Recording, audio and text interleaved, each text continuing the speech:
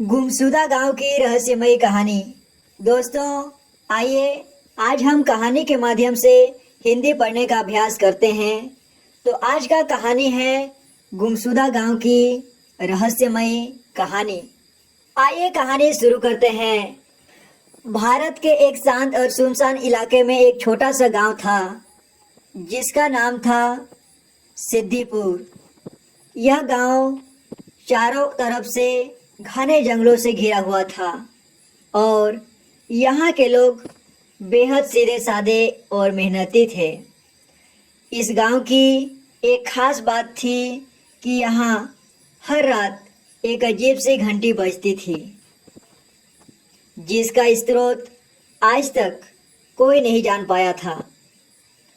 गांव के बच्चे इस घंटी की आवाज़ से बेहद डरते थे और हर रात जब यह बजती वे अपने माता पिता के पास जाकर छुप जाते।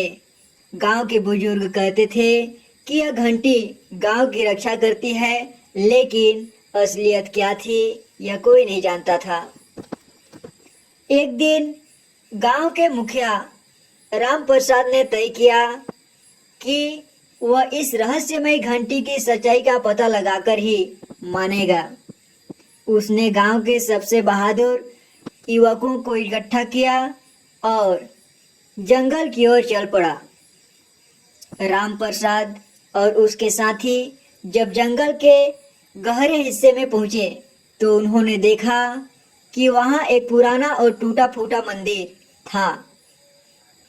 मंदिर के अंदर एक प्राचीन घंटी लगी हुई थी जो खुद ब खुद बज रही थी।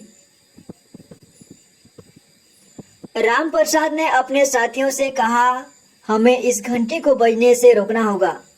शायद यही हमारे गांव की मुसीबतों का कारण है। लेकिन जैसे ही उन्होंने घंटी को छूने की कोशिश की, एक तेज रोशनी फैली और राम प्रसाद और उसके साथी बेहोश हो गए। जब वे होश में आए तो उन्होंने खुद को गांव से दूर एक अजनबी जगह पर पाया।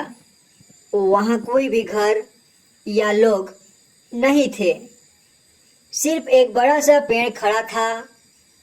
राम प्रसाद और उसके साथियों ने उस पेड़ के पास जाकर देखा तो वहां एक शिलालेख था जिस पर लिखा था, यहाँ से वापस जाने का रास्ता नहीं है। वे सब घबराए हुए थे, लेकिन तभी उन्हें एक बूढ़ा आदमी दिखाई दिया। वह आदमी बोला, तुम लोग उस घंटी की सच्चाई जानना चाहते हो तो सुनो। यह घंटी इस गांव के लोगों की रक्षा करती थी, लेकिन एक दुष्ट जादूगर ने इसे श्रापित कर दिया। अब यह घंटी बजती है और जो इसे छूने की कोशिश करता है वह इस रहस्यमय जगह पर फंस जाता है।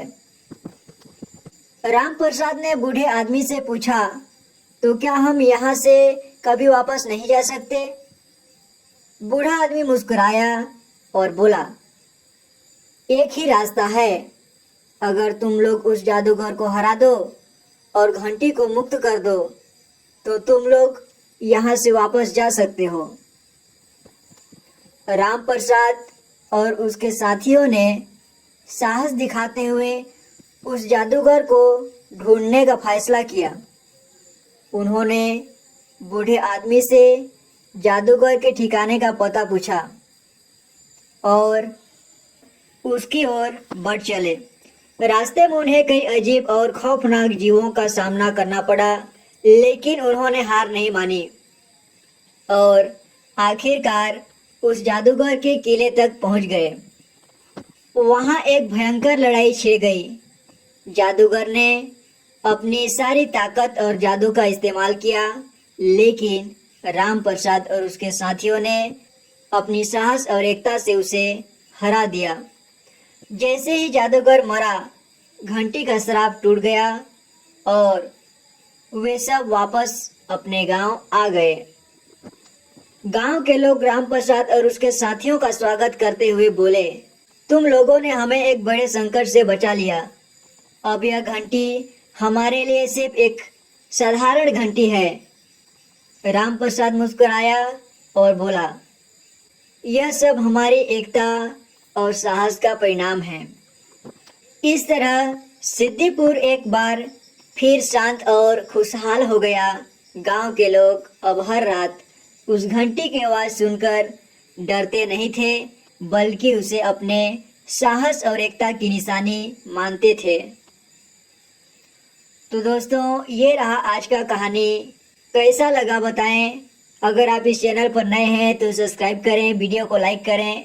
मैं मिलूंगा आपसे एक नई कहानी के साथ। तब तक के लिए अपना ख्याल रखना। Tata, good bye.